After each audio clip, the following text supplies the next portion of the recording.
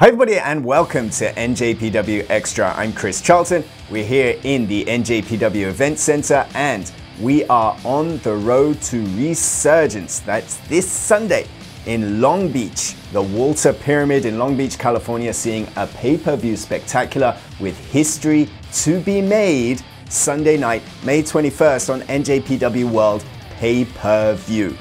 But there is so much going on going into this event and coming out of it that we're going to have to take some time and break down everything that's happening around the world in New Japan Pro Wrestling of late. Let's take a look. May 3rd and Wrestling Dontaku saw a spectacular event in the sold-out Fukuoka International Center, headlined by a unique champion versus champion clash for the IWGP World Heavyweight Championship. Sonata was challenged by the IWGP Junior Heavyweight Champion Hiromu Takahashi, and Hiromu stopped at nothing in his bid to break down the barriers between the weight classes and live his dream of being the first junior heavyweight champion to win the world heavyweight title. At the end though, it was dead fall and not enough for Hiromu, as Sonata proved too much, too soon, too strong, too powerful, and too much of a champion heading out of Dontaku. But his night was not over.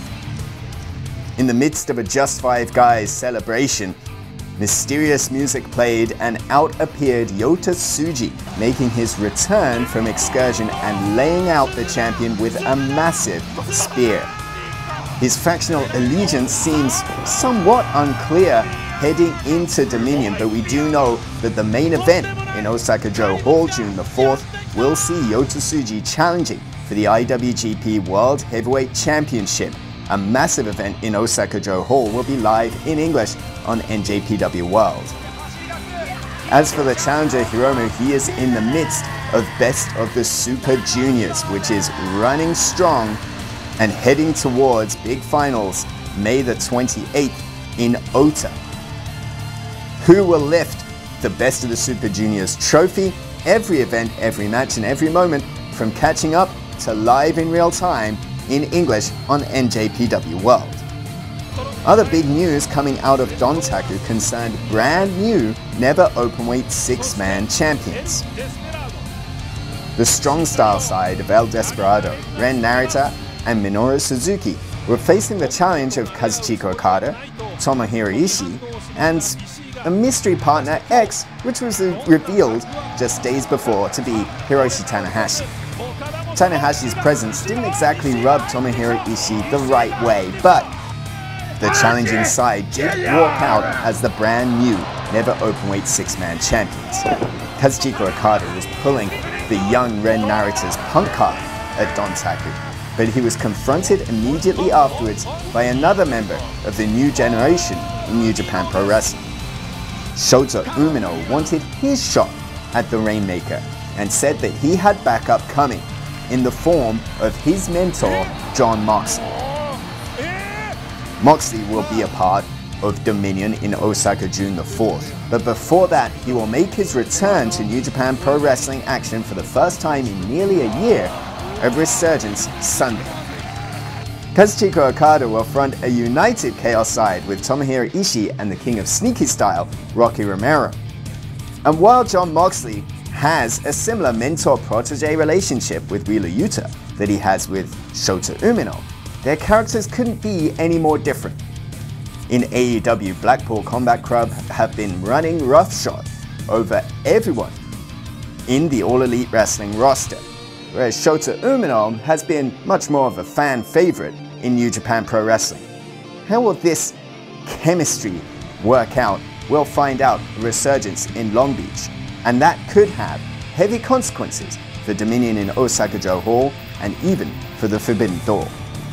Speaking of consequences for Dominion, the IWGP United States Heavyweight Championship #1 Contenders Tournament.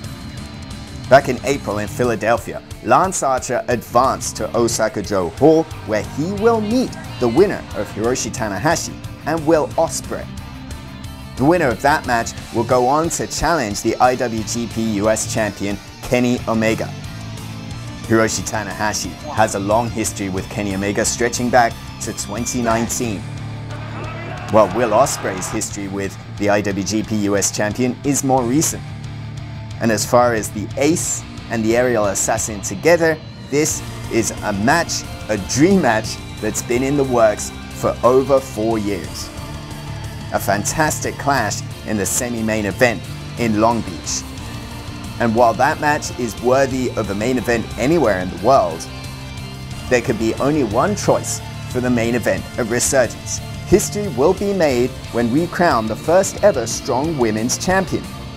4 women representing New Japan Pro Wrestling, CMLL, ROH, and Stardom will all collide in a one-night mini-tournament. The first 2 matches in that mini-tournament will take place earlier in the night, with the main event crowning the first ever strong women's champion on NJPW World pay-per-view. That's not the only strong title on the line in Long Beach, as we have a brand new strong openweight champion by the name of Hikuleo, who used his God Hand chokeslam to take down Kenta at Dontaku. But Kenta immediately wanted a rematch, and we're going to see that rematch at Resurgence. Can Hikuleo move to V1 with that championship, or will Kenta take it right back into the clutches of Bullet Club? And when you talk about the strong openweight championship, you have to talk about another former champion in Fred Rosser. His reign was ended at the hands of Kenta, thanks to the interference of Juice Robinson back in February at Battle in the Valley. That set up a personal encounter. And after Fred Rosser called out Juice Robinson's own wife, Toni Storm, Juice took matters into his own violent hands. The result being a no contest and a suspension for Juice. Rosser has demanded that Juice be reinstated and that a street fight settle this whole situation in Long Beach, a situation that's gotten more and more personal as time has advanced.